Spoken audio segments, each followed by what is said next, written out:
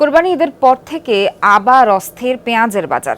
দেশের সবচেয়ে বড় পাইকারি বাজার চট্টগ্রামের খাতুনগঞ্জে এক সপ্তাহের ব্যবধানে দাম বেড়েছে 10 থেকে 15 টাকা, আর খুচরা পেঁয়াজের দাম 100 টাকা ছাড়িয়েছে। অন্যদিকে আলুর দামও ঊর্ধ্বমুখী। পর্যাপ্ত সরবরাহের পরও নিত্যপণ্যের বাজারে অস্থিরতায় বিপাকে সীমিত আয়ের মানুষ।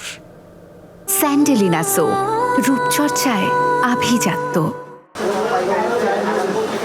খাতুনগঞ্জে সব আড়তে থরে থরে সাজানো পেঁয়াজের বস্তা, কিন্তু বাজারে তার প্রভাব নেই। আরেক দফা বেড়ে পাইকারিতে প্রতি কেজি পেঁয়াজ বিক্রি হচ্ছে 85 থেকে 90 টাকায়। খুচরা বাজারের দাম 100 টাকা ছুঁয়েছে।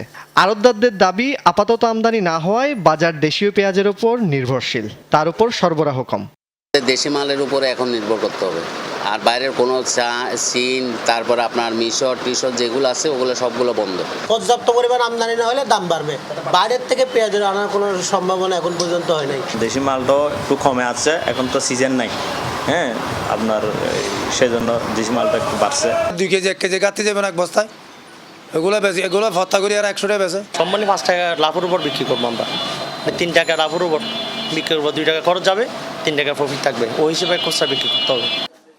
আরেক নিত্যপণ্য আলুর বাজারও অস্থির। চাকতাই রিয়াজউদ্দিন বাজারের পাইকারি আড়তে প্রতি কেজি আলু বিক্রি হচ্ছে 45 থেকে 50 টাকায়। খুচরা বাজারে দাম 60 টাকা। এজন্য বাড়তি পরিবহন খরচ ও সরবরাহ ঘাটতিকে দুষছেন পাইকাররা।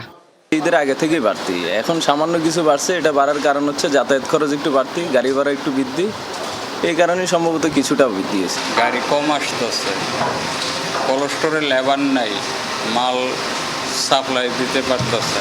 আপনারা মাল কিনে আনে না, পাহাড়িরা মাল দেয়, আমাদের মালটা এদের বিক্রি করেন, আমরা ওইভাবে বেচতেছি। আর এখন সাপ্লাই খুব কম। দেশে কোলেস্টোরের মধ্যে প্রচুর পর্যাপ্ত পরিমাণ আলুর স্টক আছে। এখন আমি বাড়ার কোনো দেখতেছি না, কমবে।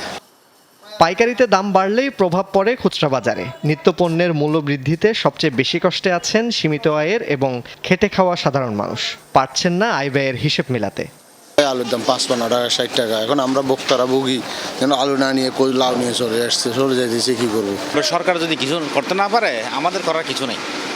আমরা কিছুদিন পরে না খেয়ে রোডের মধ্যে নামবো, আর কি করবো? দাম তো নিয়ন্ত্রণ বাইরে চলে যাচ্ছে, সাধারণ মানুষের অনেক কষ্ট হচ্ছে।